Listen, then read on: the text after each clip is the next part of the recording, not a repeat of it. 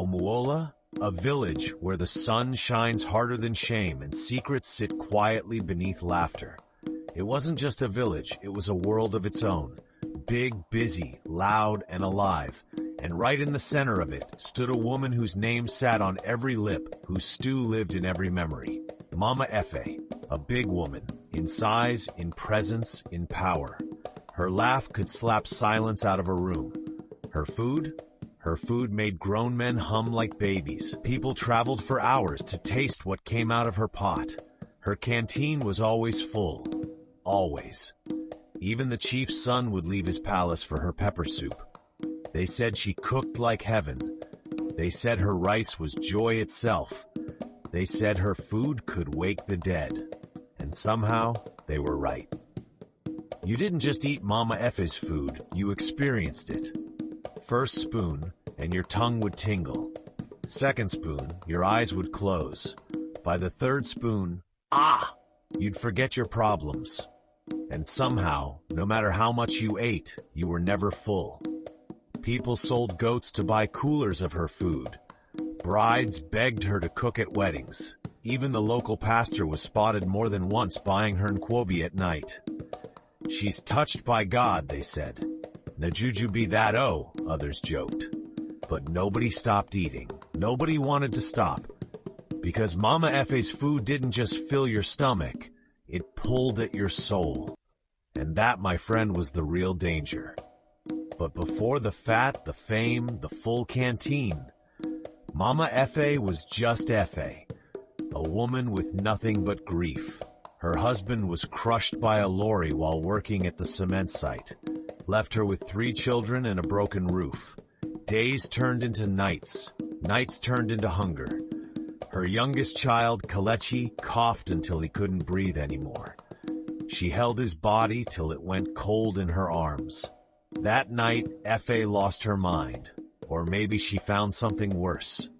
She walked into the bush. Alone, barefoot, deep into the forest where old women whispered never to go. And under the ancient Iroko tree, they say she knelt. She didn't cry, she didn't pray, she begged, give me food, give me life, let them love me, I don't care the cost. And something answered, not in words, but in silence that screamed. It gave her a black clay pot and a promise, feed us and we will feed you. From that day, her life changed. The next week, her stew had a taste she had never cooked before. That was the first week she lost a madman that used to sleep behind her kitchen. Nobody searched, nobody asked, but from that day, the pot never ran dry. Every morning before the village woke up, she would enter the back room, draw the sacred marks on the floor, whisper names of the missing, pour blood, fresh, warm, human. That blood, it was her spice, her seasoning. It gave her food a sweetness no ingredient could mimic. Her stew danced on tongues and tied hearts. She was feeding them the dead, and they were begging for more. But evil, no matter how sweet, always leaves a stain, and stains don't hide well from curious eyes.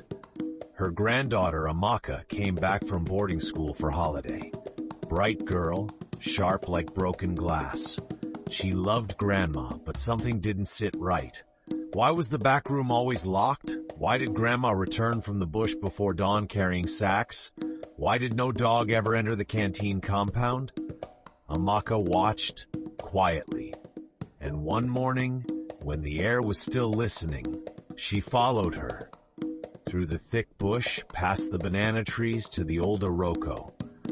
Amaka crouched behind a rock and watched. Mama Efe set down a clay pot, opened a black sack. A hand, a head, a heart. Amaka's heart beat louder than her breath. Then Mama Efe began to stir. The pot boiled without fire, and the forest fell silent. Not even birds moved. Amaka gasped. Amaka said, "Grandma, that's blood. Human blood." Mama Efe replied soft, "Yes, my child, it is. But what they taste is love. Love that lives forever." Amaka ran like fire was chasing her shadow, straight to the church. The priest didn't believe her until he saw her eyes.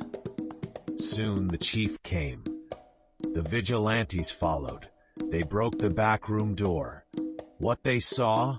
Buckets of blood, bones in a drum, a tongue nailed to the wall. Cries tore through the village. People screamed. Some vomited. Some remembered loved ones who never came back. It was all there, in her soup. She didn't fight. She didn't run. She stood there, apron stained, eyes soft. "I gave you joy. You licked my pot dry. And now, you spit me out? You are all full and happy." Then she turned and walked into the forest. And they say the Iroko tree swallowed her whole. The canteen is still there, empty, cold, but the smell of stew still floats from the windows. No one dares eat there. But sometimes, cravings don't die. Some people still dream of her food, still crave that taste, but now they know it wasn't just spice, it was blood and souls. And this comes to the end of Mama Efe's canteen story.